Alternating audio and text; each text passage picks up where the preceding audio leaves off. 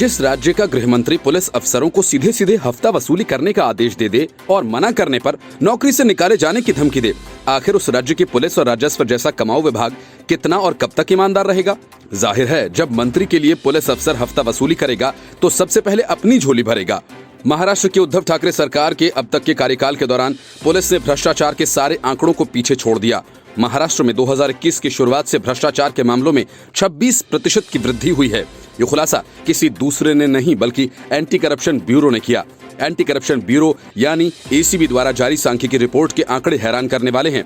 1 जनवरी 2021 से 24 अप्रैल 2021 के यानी 3 महीनों के आंकड़ों का हवाला देने वाली रिपोर्ट के मुताबिक भ्रष्टाचार के मामलों में अधिकतम गिरफ्तारी पुलिस विभाग से हुई और उसके बाद राजस्व विभाग के अधिकारियों का नंबर है। एसीबी के इस खुलासे के मुताबिक पुलिस विभाग में शामिल रिश्वत की राशि 11,58,100 रुपए और उसके बाद नगर निगमों में 10,05,500 रुपए और राजस्व विभाग में 9,45,400 रुपए दर्ज की गई। आंकड़े बताते हैं कि एसीबी द्वारा इस साल जनवरी की शुरुआत से 24 अप्रैल तक 254 नए मामले दर्ज किए गए और इनमें शामिल 342 लोगों की गिरफ्तारी हुई, जो पिछले साल की समान अवधि के 201 नए मामलों और 282 गिरफ्तारियों की तुलना में कहीं अधिक है। दर्ज किए गए 254 मामलों में से 53 मामले राजस्व विभाग के खिलाफ दायर किए गए, जिसके परिणाम स्वरूप 73 अधिकारियों की गिरफ्तारी हुई। रिपोर्ट से यह भी पता चलता है कि भ्रष्टाचार के 50 मामलों में पुलिस विभाग की 77 गिरफ्तारियां हुई हैं, जबकि विभिन्न नगर निगमों के खिलाफ 22 मामले दर्ज किए गए हैं, जिनमें 33 अधिकारियों की गिरफ्तारी हुई है। भ्रष्टाचार के अधिकतम मामले औरंगाबाद से 79, नासिक से 58, पुणे से 57 और ठाणे से 40 और मुंबई से 32 दर्ज किए गए। एसीबी के एक अधिकारी का कहना है कि पुलिस और राजस्व विभाग पिछले कुछ सालों से भ्रष्टाचार के मामलों में शीर्ष स्थान पर है।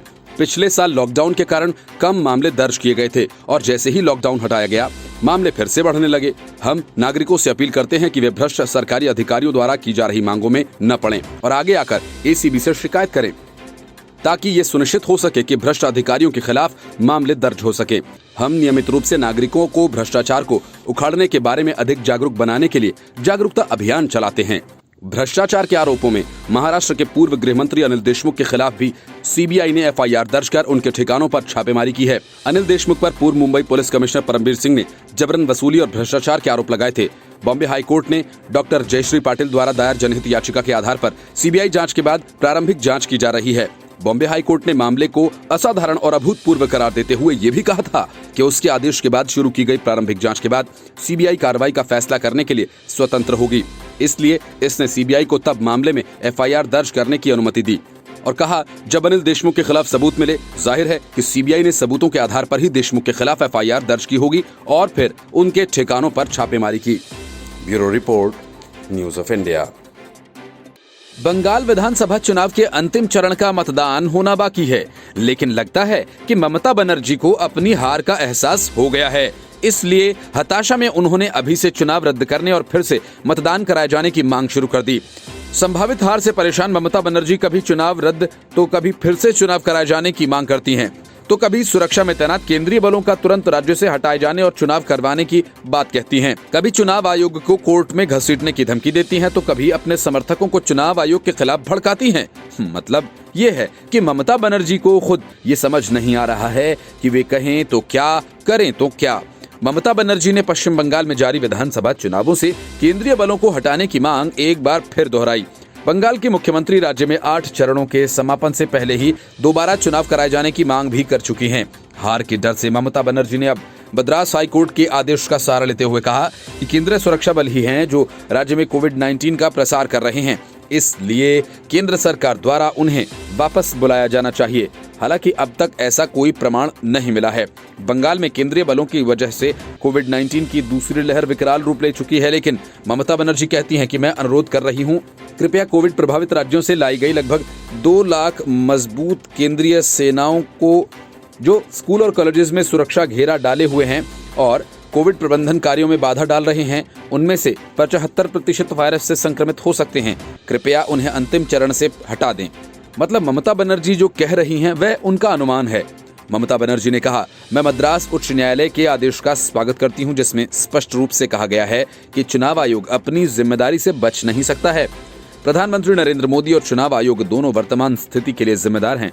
ममता बनर्जी ने आरोप उत्तरी कोलकाता में कार्यकर्ताओं की एक बैठक में लगाया, जहां पार्टी के उम्मीदवार और कार्यकर्ता मौजूद थे। असल में मद्रास हाईकोर्ट ने अपनी राय देते हुए कहा कि केंद्रीय बलों और चुनाव आयोग को देश में कोविड-19 के प्रसार के लिए अकेले दोषी नहीं ठहराया जा सकता।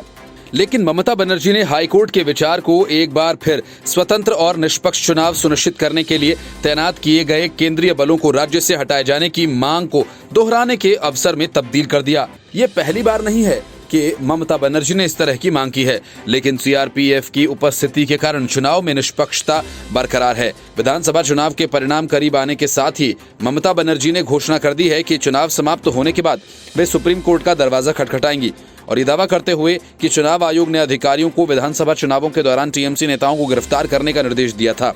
पश्चिम बंगाल के मुख्यमंत्री ने कहा कि राज्य में नए तटस्थ चुनावों को कराने के लिए सुप्रीम कोर्ट का दरवाजा खटखटाएंगी। वीडियो कॉन्फ्रेंसिंग के माध्यम से आयोजित संवाददाता सम्मेलन में ममता बनर्जी ने राज्य चुनावों में चुनाव आयोग की भूमिका पर सवाल उठाए। उन्होंने आरोप लगाया कि चुनाव आयोग बीजेपी की मदद करने के लिए काम कर रहा है। सीएम ने आरोप लगाया कि चुनाव आयोग ये सुनिश्चित करने की कोशिश कर रहा है कि टीएमसी कार्यकर्ता बीजेपी के खिलाफ वोट न कर पाएं।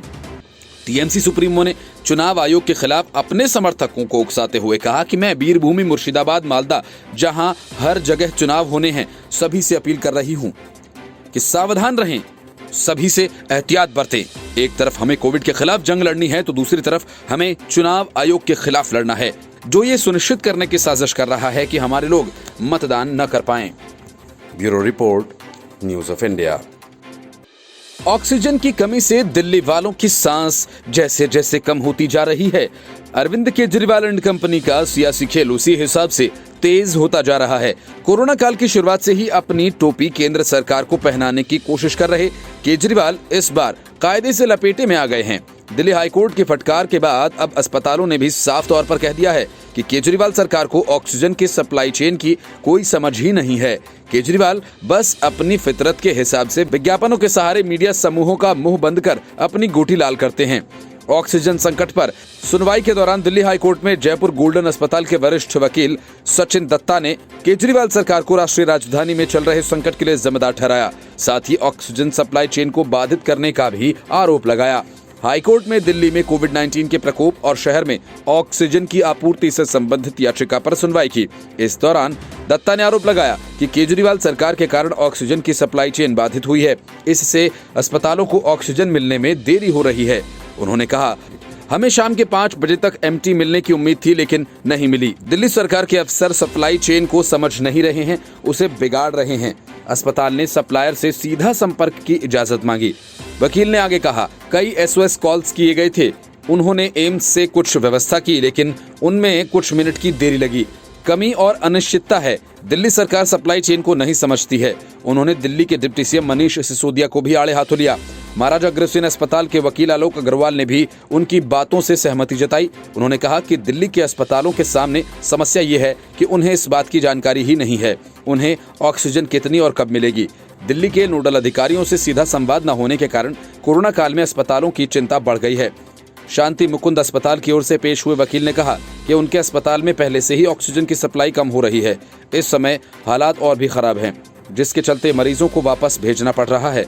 शांति मुकुंद अस्पताल के वकील विराज दातार ने कहा, मेरे पास ऑक्सीजन सपोर्ट पर 96 मरीज हैं और इन सभी के लिए व्यवस्था करनी है। मैंने व्हाट्सएप कॉल किया, जल्द ही मेरा बफर स्टॉक भी खत्म हो जाएगा। अरविंद केजरीवाल की आपदा में भी राजनीति करने की आदत रही है।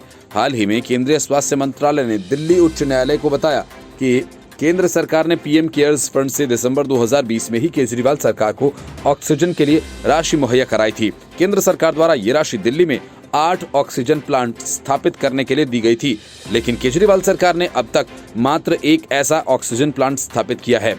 दिल्ली हाईकोर्ट ने इस मामले पर केजरीवाल सरकार को फटकार लगाई और कहा था कि सरकार के कुप्रशासन और अक्षमता के कारण आज राजधानी में ऑक्सीजन का संकट उत्पन्न हुआ है।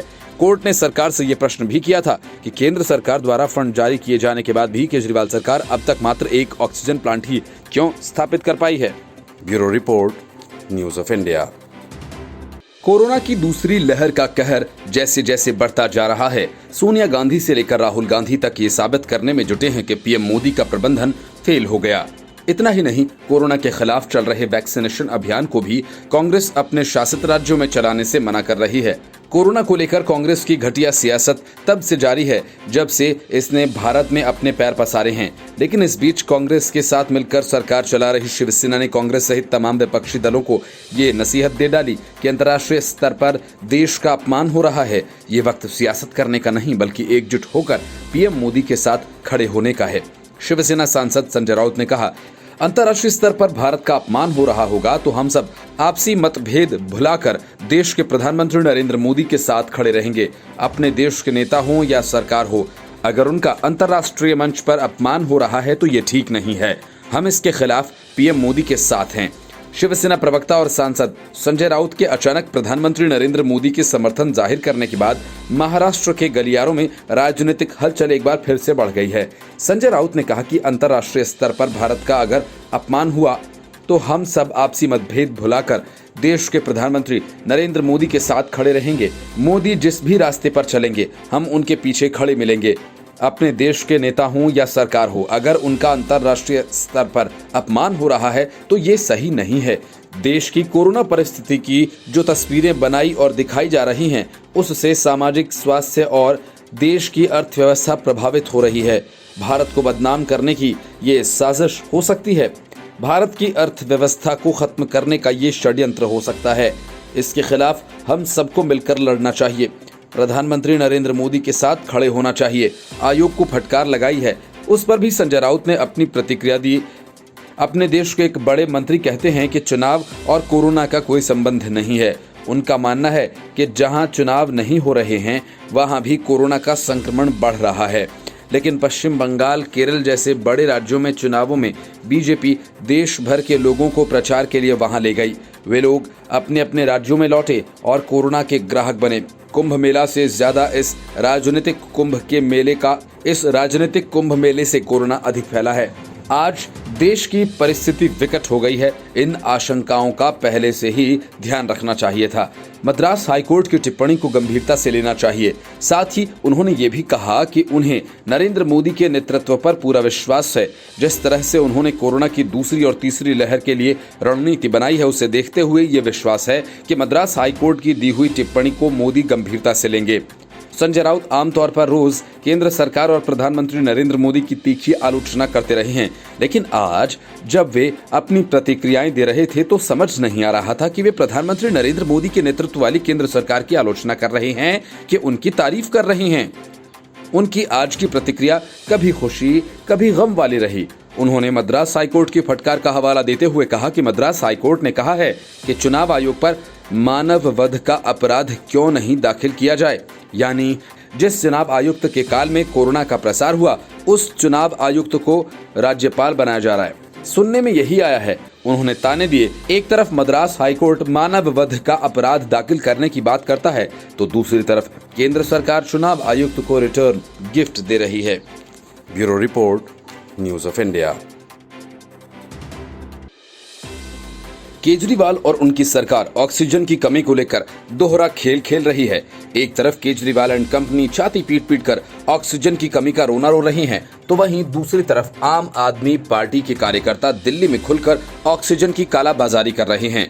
देश की राजधानी दिल्ली में ऑक्सीजन संकट और कोरोना के कारण पैदा हालात पर दिल्ली हाईकोर्ट का मूड काफी उखड़ा रहा। कोर्ट ने केजरीवाल सरकार को एक बार फिर सख्त लहजे में फटकार लगाई। कोर्ट ने ऑक्सीजन की कालाबाजारी की खबरों पर कहा कि उसका सिस्टम किसी काम का नहीं है, ये पूरी तरह से फेल नजर आता है। रेमडेसिविर की कमी पर कोर्ट ने केंद्र सरकार से भी सवाल किए। कोर्ट का गुस्सा सुनवाई में आए एक सप्लायर पर भी फूटा और बेहद सख्त लफ्जों में नसीहत देते हुए कहा कि वक्त गिद्ध बनने का नहीं। दिल्ली में ऑक्सीजन की कमी और मरीजों को हो रही दिक्कत पर दिल्ली सरकार को फटकार लगाते हुए कोर्ट ने कहा कि आपका सिस्टम किसी काम का नहीं है, आपका सिस्टम पूरी तरह से फेल है, आप कालाबाजारी पर लगाम तक नहीं लगा पा रहे हैं। हाई कोर्ट ने सवाल किया कि कैसे लोग इस वक्त पर भी जरूरी दवाइयों की जमाखोरी कर पा रहे हैं। दिल्ली हाई कोर्ट ने दिल्ली सरकार से कहा कि वे उन प्लांट्स को टेक ओवर कर ले जो हमारे आदेशों के बावजूद सुनवाई में शामिल नहीं हुए। हाई कोर्ट ने इनके खिलाफ अवमानना की कार्रवाई का नोटिस भेजने की चेतावनी दी। हाई कोर्ट ने सरकार से कहा कि वह इन्हीं प्लांट्स के स्टाफ से उन प्लांट्स को चलवाए और ऑक्सीजन का आवंटन करे दिल्ली हाईकोर्ट ने केंद्र और केजरीवाल सरकार से पूछा कि जब कोविड-19 रोगियों को व्यापक रूप से रेमडेसिविर दवा लेने की सलाह दी जा रही है तो फिर राष्ट्रीय राजधानी में इसकी किल्लत क्यों है। केंद्र सरकार ने जब ये बताया कि रेमडेसिविर का सेवन केवल अस्पतालों में किया जा सकता है तो अदालत ने कहा कि जब अस्पतालों में कोविड-19 रोगियों के लिए ऑक्सीजन और बिस्तर ही उपलब्ध नहीं है तो वे कैसे इस दवा का सेवन करेंगे। जस्टिस प्रतिभा एम सिंह ने स्वास्थ्य मंत्रालय और भारत के औषधि महानियंत्रक को इस मामले में पक्षकार बनाते हुए उनके वकीलों को दिल्ली में दवा की किल्लत के बारे में जवाब दाखिल करने का निर्देश दिया। दिल्ली सरकार की ओर से अतिरिक्त स्थायी वकील अनुज अग्रवाल को भी ऐसा ही निर्देश दिया गया। जस्टिस सांघी ने दिल्ली सरकार से पूछा कि क्या उन्होंने ऑक्सीजन सप्लायर्स के साथ बैठक की है। दिल्ली सरकार के एएसजी ने इस पर कहा कि हाँ 2 बार की गई है। दिल्ली सरकार से दिल्ली हाईकोर्ट ने कहा कि हमें कहीं डिस्कनेक्शन नजर आ रहा है। आप आदेश जारी करते हैं लेकिन जमीन पर उन पर काम होता हुआ नजर नहीं आ रहा है। सीनियर एडवोकेट तुषार राव ने अदालत के सामने सुझाव रखा कि यहाँ तमाम छोटे छोटे अस्पताल हैं और ऑक्सीजन की सप्लाई को बरकरार रखा जाए। इन अस्पतालों में भी तो समस्या को कुछ कम किया जा सकता है। Bureau report, news of India. इधर आलू डालो उधर सोना निकलेगा या फिर हम सत्ता में आए तो आलू की फैक्ट्री लगवा देंगे। देश की सियासत में इस किस्म की दिलचस्प टैगलाइन राहुल गांधी के नाम पर दर्ज हैं। कांग्रेस के विरोधी इस वाक्य का अक्सर राहुल गांधी की हंसी उड़ाने के लिए इस्तेमाल करते हैं। इसी टैगलाइन की तर्ज पर मुंबई में Storia foods and beverages private limited के नाम की कंपनी ने विज्ञापन जारी कर दिया, जिसको लेकर मुंबई में कांग्रेस ने हंगामा खड़ा कर दिया। असल में विज्ञापन में कंपनी ने अपने नए रेंज के मिल्क शेक लॉन्च किए। स्टोरिया शेक्स के लिए उन्होंने पहली बार प्लेटफॉर्म पर विज्ञापन दिया और इसकी टैगलाइन थी wish it never gets over. लेकिन जिस एड पर विवाद हुआ उसमें दिख रही महिला और युवक कथित तौर पर सोनिया गांधी और राहुल गांधी के गेटअप में दिखते हैं। बस यही वजह है एड पर विवाद आने का। इस एड में महिला शेक पी रही है और खत्म होने पर दुखी मन से कहती है इट्स ऑल ओवर। इसके बाद उसका बेटा कहता है डोंट वरी मम्मी, मैं एक ऐसी मशीन बनाऊंगा जो इधर से घास डालूंगा उधर से दूध निकलेगा। इतने में महिला कहती है कि वो मशीन नहीं वो गाय होती है। थोड़ी देर में स्टोरिया का चॉकलेट शेक मिलता है और अपने बेटे की बातें सुन वो पूछती है कि ये कब ओवर होगा। कंपनी ने अपने ब्रांड के लिए 3 एड रिलीज किए हैं। हर एड 45 सेकंड का है और स्टोरिया शेक फ्लेवर को प्रमोट करता है। पहले एड में क्रिकेट लीग प्रेस कॉन्फ्रेंस का सीन है। दूसरे एड में दिखाया गया कि कलाकार कैसे वर्कआउट मिलने के बाद स्टोरिया का ड्रिंक्स न मिलने पर नाराज हो जाते हैं। तीनों एड किसी न किसी पैरोडी पर आधारित हैं। लेकिन इधर से घास डालूंगा और उधर से दूध निकलेगा वाली पैरोडी कांग्रेसियों को चुभ गई। कांग्रेस के नेता मुंबई के अंधेरी ईस्ट में स्थित बेवरेज कंपनी के कार्यालय पहुंच गए। कोरोना पाबंदियों के बावजूद कई कार्यकर्ताओं ने दफ्तर में घुसकर तोड़फोड़ मचाई। अंत में कुछ कांग्रेसी कार्यकर्ताओं ने दफ्तर में सोनिया गांधी जिंदाबाद, राहुल गांधी जिंदाबाद, मुंबई कांग्रेस जिंदाबाद के नारे लगाए। मुंबई पुलिस ने कांग्रेसियों को हिरासत में ले लिया है। कंपनी के संस्थापक और मैनेजिंग डायरेक्टर ने कहा कि हम स्टोरिया में अपने उपभोक्ताओं के प्रति एक जिम्मेदारी महसूस करते हैं, क्योंकि जो हम उन्हें देते हैं वो सीधा उनके जीवन और स्वास्थ्य पर असर डालता है। हम 360 कैंपेन के जरिए अपने उपभोक्ताओं तक पहुंचने के लिए उत्सुक हैं, वो भी एक मजेदार और प्रभावशाली तरीके से। शाह ने कहा कि वर्तमान महामारी के साथ हम लोगों के मूड को हल्का करने का प्रयास कर रहे हैं, वो भी इस श्रेणी में जो गंभीर है और स्वास्थ्य को बढ़ावा देती है। ये अभियान हमारे मिलेनियल्स और जनरल जेड्स के साथ पूर्ण ब्रांड के विचार को बढ़ावा देने का एक शानदार तरीका है और इसका फॉर्मेट सबसे अच्छा, पैरोडिकल और प्रभावशाली है। Bureau report, news of India.